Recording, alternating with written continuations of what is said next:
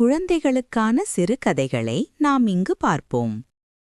கதை: புத்திசாலி சிறுவன் மற்றும் பேசும் யானை. ஒரு பச்சை காட்டில் சிரித்த முகத்துடன் ஒரு அன்பான யானை இருந்தது.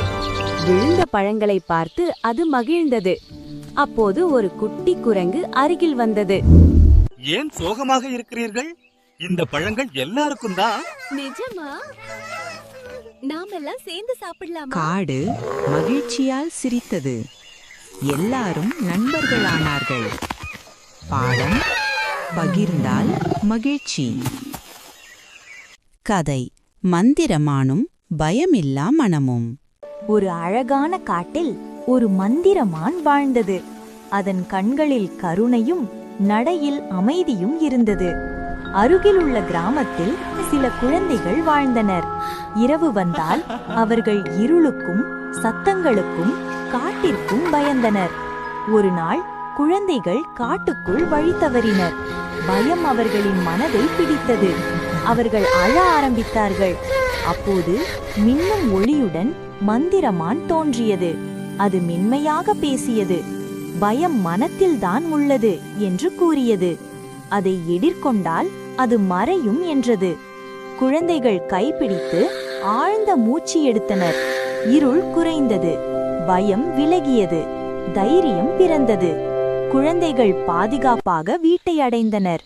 மானம் மறைந்தது. பாடம்: பயத்தை வெல்வதே உண்மையான தைரியம். கதை: நேர்மையான காகமும் தங்கக் கதிரும். ஒரு கிராமத்தின் அருகே ஒரு நல்ல காகம் மரத்தில் வாழ்ந்தது.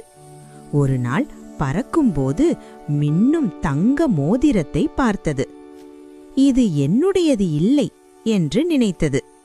அப்போது ஒரு சிறுவன் வந்து, இது உன்னுடையதா என்று கேட்டான். இல்ல, இது என்னுடையது இல்ல. நீ ரொம்ப நேர்மையான காகம். அந்த நொடியிலே தங்கக் கதிர் ஒளிர்ந்தது. நேர்மைக்கு பரிசு என்ற குரல் கேட்டது. காகம் மோதிரத்தை சிறுவனிடம் கொடுத்தது. பாடம்: நேர்மைதான் உண்மையான செல்வம்.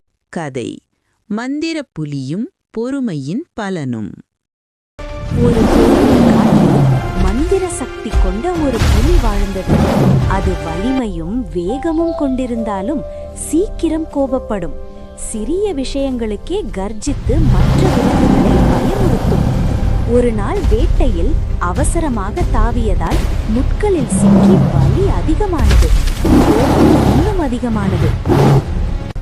இந்த காட்டில் எனக்கு எதுவும் தடையாக கூடாது. கோபம் உன் வலிமை அல்ல, பொறுமைதான் உண்மையான சக்தி. மெதிடம் வேகம் இருக்கிறது, நான் தான் சக்திவான் என்றது. மறுநாள் காட்டில் தீ பரவிய போது விலங்குகள் ஓடின. புலி கோபத்தில் வழி பார்க்காமல் ஓடி பள்ளத்தில் விழுந்தது. வலி மற்றும் பயத்தில் இருந்த புலியை பொறுமையுடன் வந்த ஆமை காப்பாற்றியது. இன்று எனக்கு புரிந்தது. கோபம் என்னை வீழ்த்தியது, பொறுமைதான் என்னை காப்பாற்றியது.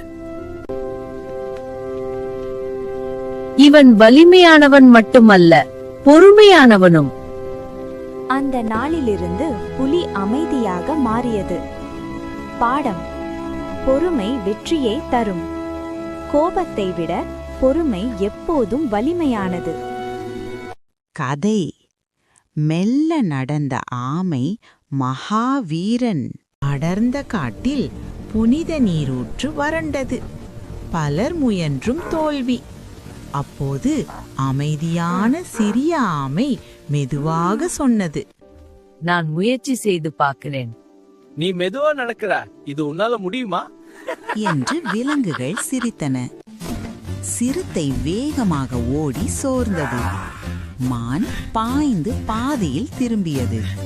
குரங்கு குதித்து கவனம் இழந்தது. ஆனால் ஆமை தினமும் மெதுவாக முன்னேறியது. மழை, வெயில், இரவு, ஆமை நின்றதே இல்லை. இறுதியில் நீரூற்று திறந்தது. காடு பசுமையானது. விலங்குகள் வணங்கின. நீதான் மகாவீரன். ஆமை சொன்னது, நிலைத்த முயற்சியே வெற்றி. இதே மாதிரி அழகான சிறுகதைகள் பார்க்க நம்ம நிலா மாரல் ஸ்டோரிஸ் சேனலுக்கு லைக் பண்ணி சப்ஸ்கிரைப் பண்ணுங்க.